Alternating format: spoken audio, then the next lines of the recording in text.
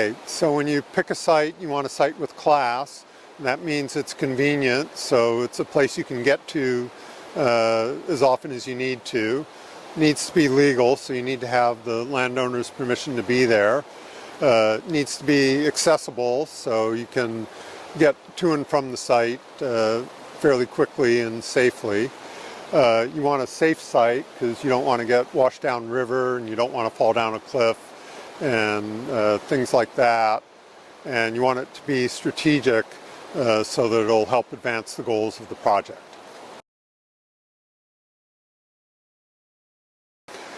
Okay, so the ball bend thermometers here, you want to keep your hand away from that.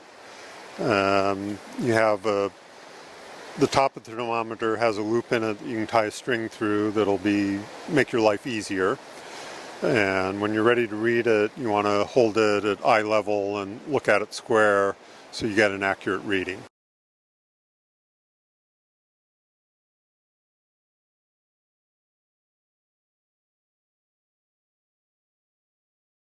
When you get to your site, you'll want to measure the air temperature first, and it can be convenient to find a branch to hang it on.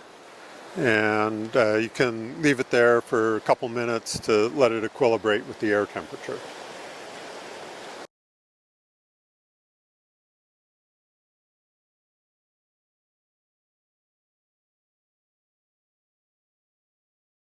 So when you're trying to pick the exact spot, you want an area that's fairly well mixed. So looking here, we can see that the water's flowing fairly freely. So out here would be a good spot. Here you can see that the water's kind of sitting still and not going anywhere.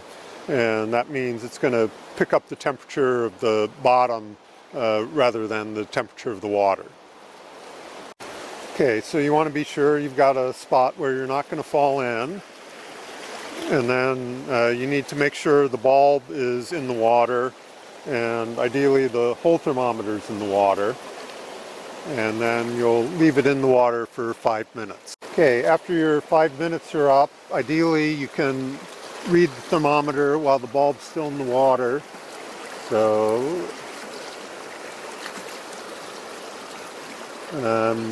I can hold it like that, and I can see that the temperature is 5 degrees. If you don't have a spot where you can read it while it's still in the water, you can pull it up and then try to read it as quickly as possible.